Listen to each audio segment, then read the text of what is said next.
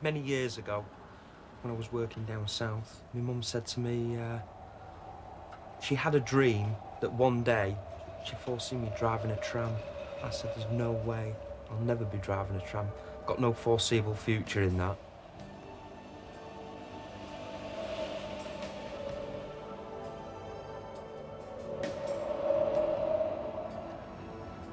And here I am, driving a tram, which is quite unusual, really.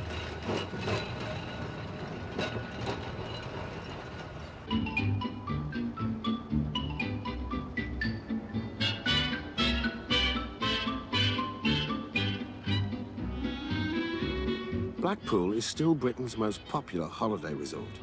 17 million people a year come to indulge in the delights of the Golden Mile with its 3 piers and famous tower. But these structures are monuments to another age. Blackpool's motto has always been progress. And 100 years ago, the town was a pioneer in the leisure industry, creating dramatic attractions with new technologies like structural steel and electricity. By combining these two, Blackpool created the first electric tramway, and the trams were once the talk of the town. They were very beautiful and very exciting to ride in because they were so very comfortable, and they really rode quite like a light railway. I think everybody's got very, very happy memories of trams, especially the older people.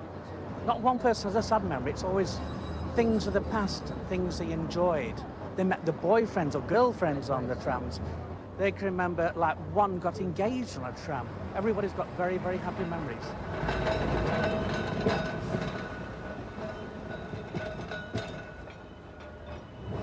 It's part of our history. It's Blackpool, it's trams. When the big illumination switch-on came on last night, the main attraction weren't the illuminations, it was all the trams. Everybody wants to have a ride on a tram. Trams are a necessity. It's not a dinosaur like certain people keep certain things going, which are no good to anybody, whereas the trams need to be used all the time. Blackpool still has 75 of them. And as his mother predicted, Steve Cann is now one of their regular drivers. Take 713. Right, thanks. If you go to the tower. Tower. And the tower's If you've got a really good crew, like we have 2 conductors on double-deck trams, it can really make a good day. If they're fast with the bells and with the controls, it makes my job a lot easier. You out tonight? I don't know yet, right. They have a laugh and a joke with the customers. I have a laugh and a joke with them. We all get on great, really well. If you have a bad crew, it could be a really bad day, make a long day. If you've got a couple of miserable ones especially, and there's plenty of them around.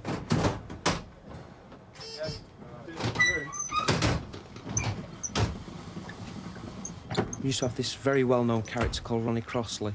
If he was on the first Fleetwood tram in the morning, he used to have his coffee pot at the front of the tram, all his shaving equipment up the front, and he used to have a shave while he was going along to Fleetwood and have his cup of coffee. We miss people like that, the characters of the job. There's not many left of them now. Right, 6155. Go to Bristol.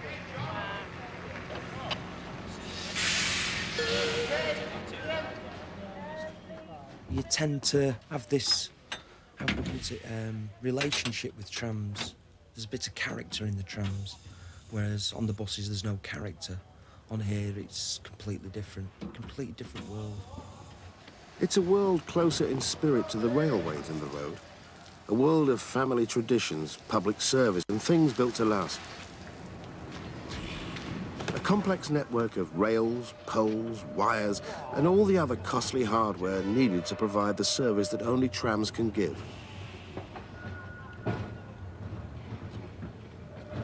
One thing that every tourist in Blackpool knows is if you stand by the side of a tram track waiting for a tram, sure enough, a tram will come along. Maybe standing by the side of the road waiting for a bus. You're not quite sure that you're part of that network. You're not really sure you're part of a system that's working.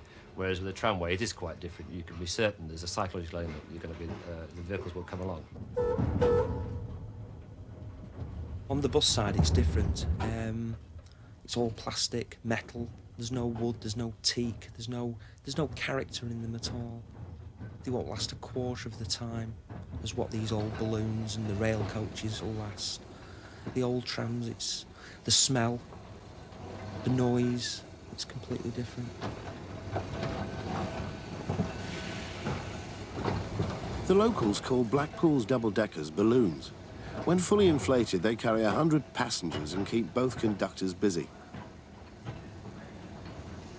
They were designed in 1934, and in over half a century of service, they have outlived half a dozen generations of new buses. But immortality has its drawbacks. What we don't like really about the old trams is that from the driver's point of view, they're very uncomfortable, difficult to see out of. Windscreen wipers aren't built for the job really. There's no windscreen washers on them, that makes it even worse. We get a lot of wind and rain and salt coming off the sea. Passenger trams date back to the mid-19th century. Riding on smooth rails set in cobble streets, trams were less bumpy than other transport, but horsepower limited their speed and capacity. After attempts with steam power, the breakthrough came in 1885, when the first electric tramway opened on Blackpool Promenade. The open-top trams took power from a live rail in a trough between the tracks. But this quickly filled with sand blowing off the beach. So in 1899, a new overhead wire system was introduced. It would become the standard design for trams the world over. It was the earliest tram, I remember, the Dreadnought, the big Dreadnought, which, of course, I rode quite a lot as a child. I do remember my mother had a very cheery mongrel, a sort of Yorkshire Terrier type, I think it was. And he had a habit of jumping on the Dreadnought and riding up to Talbot Square, having a little walk round and then coming back on another Dreadnought all on his own. He was always known well by the conductors. They didn't charge him. Doris Thompson's family started Blackpool's biggest fun fair, the Pleasure Beach, in 1890. My father had been in America. He was interested in amusement parks, which were then becoming very popular. And he decided to come back home to this country and start one here. And he had his eyes on Blackpool because it was such an up-and-coming place. And, of course, when he came up here and realised all the potential with all the heavy industry round about, you know, and all these mills and places, they took their holidays different weeks of the year, and they all came to Blackpool. So you had a continuous stream of holidaymakers coming. That's why he decided this was the place. And they all came by electric tramcar. The beauty of the system was its simplicity. Electric current, picked up from an overhead wire, passed down through a controller to motors and out via the rails. No clutch, no gearbox, no fuel, and no exhaust. It seemed like the perfect form of road transport. Soon everybody was copying Blackpool. By 1927, there were over 14,000 trams on the streets of Britain, giving mobility to the masses. Fares were low, so people could now afford to ride to work, no longer tied to living in the shadow of the factory. Towns grew and spread out as suburbs developed along the new tram routes. Blackpool's pioneer system also expanded, inland to serve the town, and northwards to the fishing port of Fleetwood, 9 miles away. Oh, yes, well, of course, it was a marvellous way of getting around. And, of course, I rode them regularly. So did everybody else, because we didn't have cars much in those days. We hadn't a car then. We had a car after the First World War. But even after the First World War, motoring was still for the better off. With no serious competition, operators saw little need to improve or modernise the trams. Conditions were basic. Their open ends were drafty, the springs were hard, and the seats were hard. But they were cheap, and as mass movers of people, they seemed unbeatable.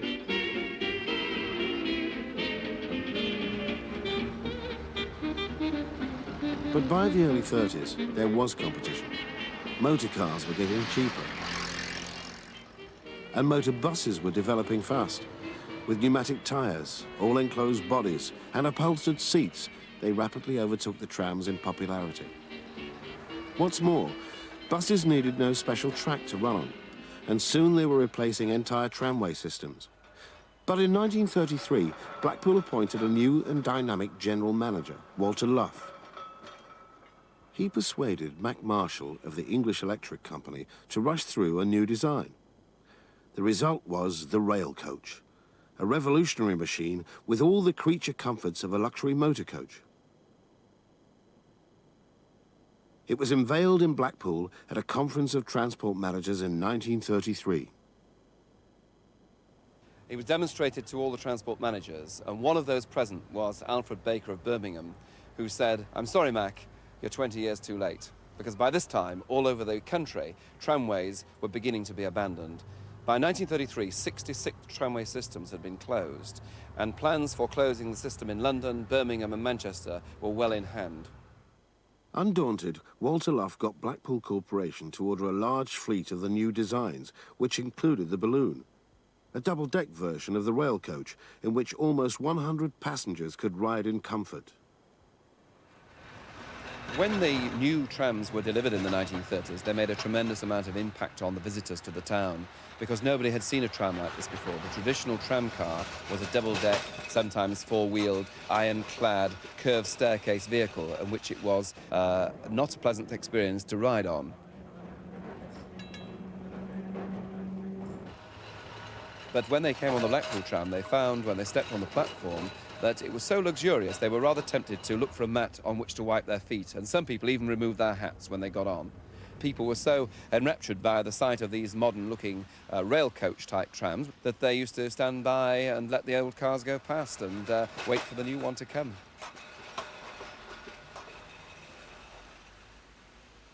Walter Luff had given Blackpool the best fleet of trams in Britain, but most towns were less fortunate. Everywhere the rails were being torn up or buried under tarmac. The confirmation that trams were really on the way out came in 1952. It was one day, not long ago, London had to say goodbye to her last tram. Sometime, someday, it had to come, and some people were glad to see the back of them. And some of us were sorry they were going, for we'd be missing a sight as friendly as a pleasure steamer, though not quite so silent. One last week to clatter through the streets. Streets that will never be the same now the tram is gone. Now all the paraphernalia that was only theirs is in the attic. After this, it was downhill all the way. By the early 1960s, the bus was in almost total control, and trams were confined to Blackpool and one other major city, Glasgow, but not for long.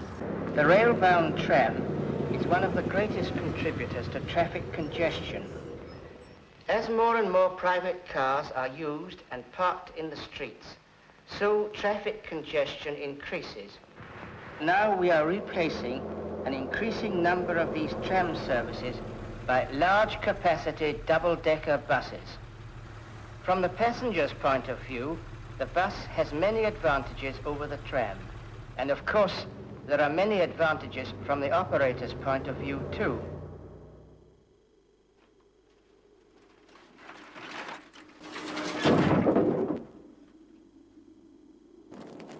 By 1962, only Blackpool was left. I'm very glad we kept ours. It would have been a great mistake to do away with the ones on the promenade. It's nice that they were the pioneers, and also nice that they held on to them when other people let them go. So we didn't make that mistake.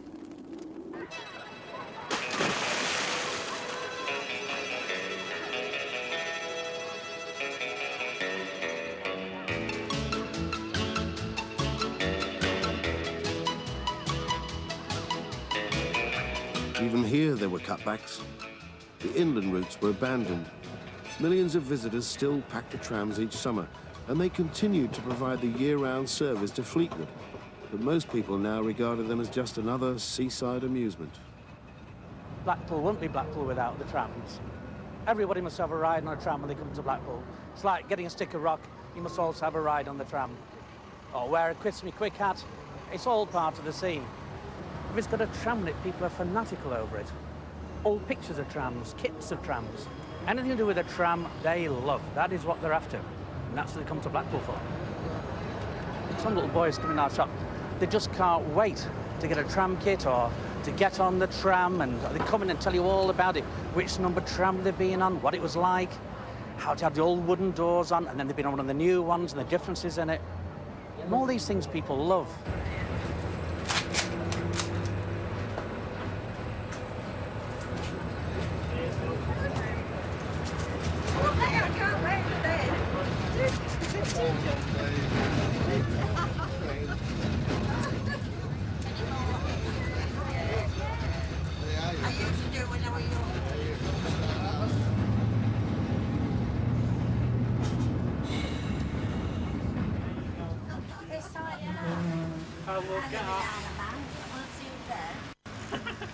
See you now. Don't come back.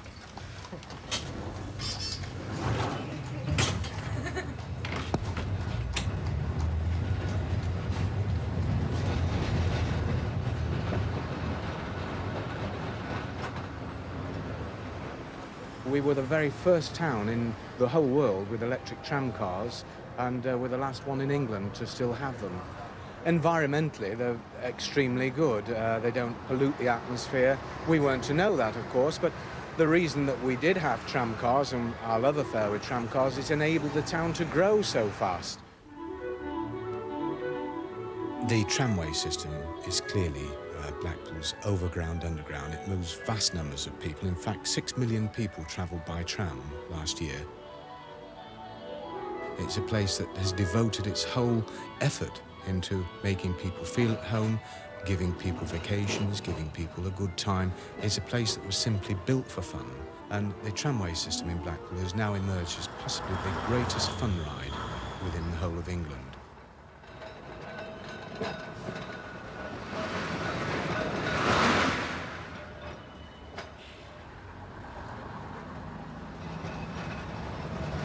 They're a bit of moving architecture, if you like.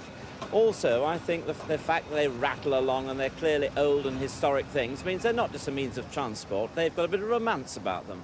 And from an operator's point of view, they should capitalise on it. Charge extra to go on all these historic trams. I'd like, in fact, more of the old trams brought back to Blackpool. And in fact, a while ago, when I ran the Civic Trust, we suggest they brought trams from around the world. That's historic trams from around the world, from Argentina, from Budapest, from Moscow. And we had a living tram museum, one that actually worked, that people could travel on and get a real sense of adventure and fun. We're not a museum system, we're actually a public transport operator which happens to use some vehicles which are extremely old. But our role in life is to be a public transport operator. There are a number of quite different markets, some of which are really conflicting with each other. You've got locals who use the tram all year round and who travel every day, come to work in the morning, go home in the evening. You've got the tourists who are actually wanting to go between a particular place and their hotel, or you've got other people who are just happily going for a ride. Blackpool is like the only open tram track there is in Britain. People, when they come here on holiday, they don't realise there is trams there because they haven't got them in their town. They think there's no trams here. If they hear a tram, they don't think it's a tram coming towards them or anything. And they tend to get in the way a lot. That's why we have to be on our toes all the time. But I think if people realise that the driving side of the trams is very difficult, they think they can just stop on a sixpence, and they can't. It does take time for a tram to stop like a train.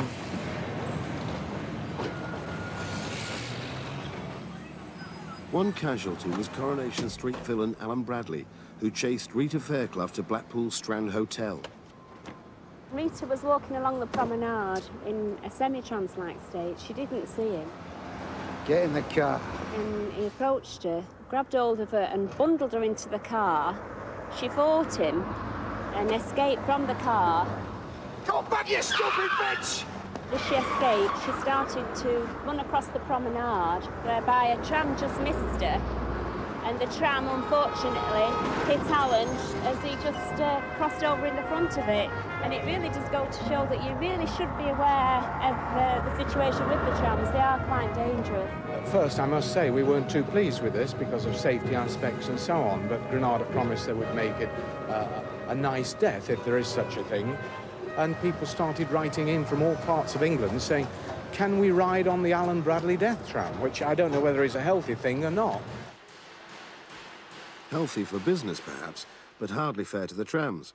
In fact, Alan was 8 times more likely to have been hit by a car. Keeping the trams working safely depends on the craftsmen in the Blackpool Transport Workshop. Britain may have invented the tram, but tramway engineering is an almost forgotten art in this country. So Blackpool must do all the jobs needed to keep its fleet on the rails, even rebuilding the four-wheel trucks that carry the body and contain the motors. Well, when the trucks enter the workshops, they are, as you appreciate, absolutely filthy. So we initially have them steam cleaned, and then they're brought in, stripped right down, all the nuts, bolts, bushes, pins taken off, discarded if they are too bad to be reused. The motor is taken across to the electricians to be checked over. Tyres, the old tyres will be burnt off and new tyres refitted. Steel tyres can last 150,000 miles.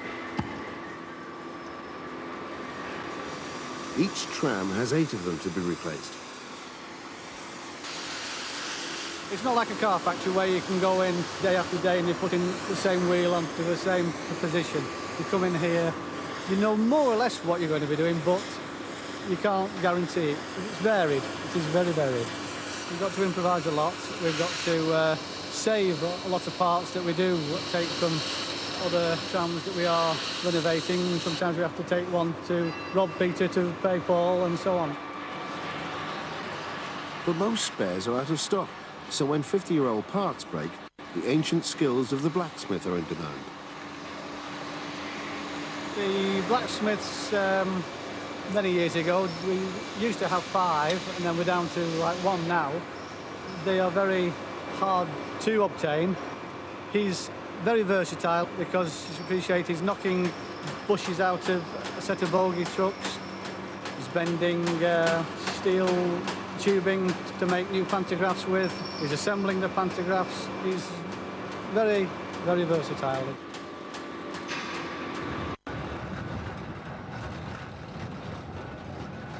I think in the 30s, this really was a revolutionary design. The streamline look, which was very much the feeling of the 30s, comes across in the vehicles, and over the years the livery has been changed, sometimes to accentuate the streamlining, sometimes to play it down when people's ideas about the look of vehicles had changed rather. And even though you may try to bring in adaptations and improvements as you go along, you're still basically working with something which is getting older as the years go by.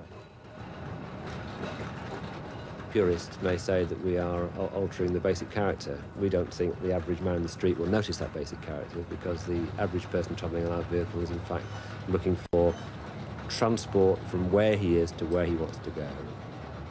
And for local people, on Tuesdays, that means Fleetwood Market. For this is not just a fun ride along the prom, it's also a link between 2 town centres. Heading north, it passes through Bispham and Cleveland before reaching its destination 9 miles away. And here it defies all the laws of town planning and all the lessons of history by boldly taking to the streets again, reliving the days when trams and traffic battled it out for road space. But now the rules of engagement are beginning to change. The love affair with the motor car may be waning. Traffic jams, fuel costs, and pollution worries are tarnishing its glossy image. And the once despised tram may yet prove to be a winner. For it can also escape from the streets to become more like a railway train. Unhindered by traffic and taking priority at road crossings, it still demonstrates its ability to beat the bus and the car. I think we're on the edge of an important revolution here in public transport, not just in light rail, but in the whole question of public transport. And it's a revolution which is going to need commitment from politicians, of course, and also from the public in general. We're going to have a culture developing in the UK which says, I'll go by car when I have to do, but I'll go by bus when I can, or by tram when I can. And I think light rail is going to be a very important part of that change, because clearly the way that traffic congestion problems are developing in urban areas, we're not going to be able to carry on simply building roads and building our way out of traffic congestion. We've got to look at new ways of doing it. Throughout Britain, transport planners are taking a new look at the tram. They use new names, metro, light rail, light rapid transit, but it's the same basic idea. One city did more than look.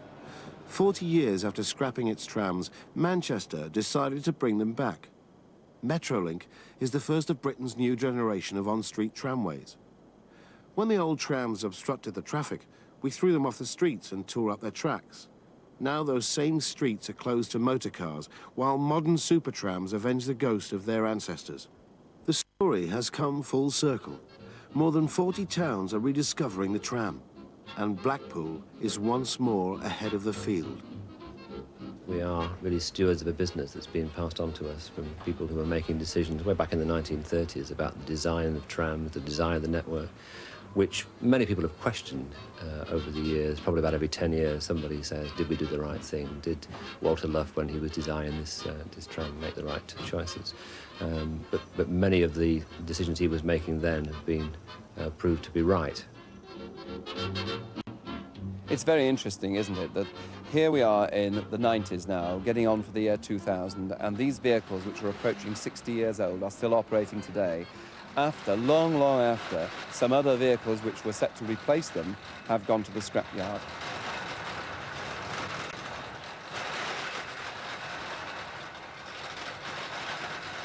The town council has had this long continued love affair with electricity ever since the very first street lighting system, since the very first tramway system, and indeed the town's motto is progress, and certainly this affection for electricity has led to a tremendous growth in Blackpool.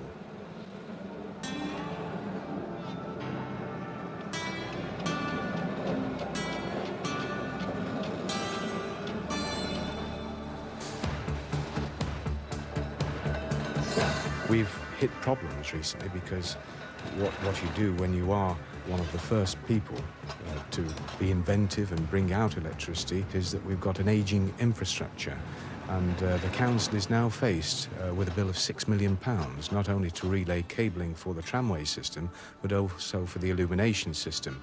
The original cabling was put down almost 100 years ago and it's pretty shot at, and we've got this terrible problem. What do? Do we go in for a diesel tram or an electric tram? And I'm happy to say the council has come over and said, look, we're going to have electricity or nothing at all.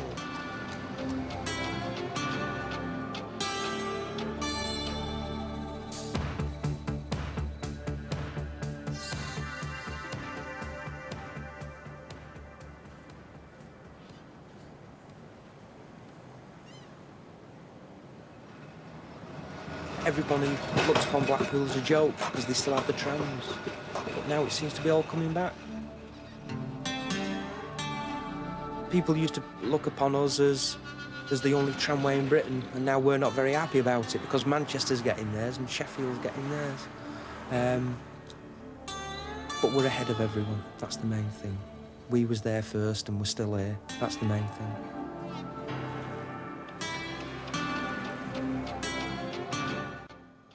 And there are more streetcar adventures next as Time Shift charts the golden age of the tram in just a few moments.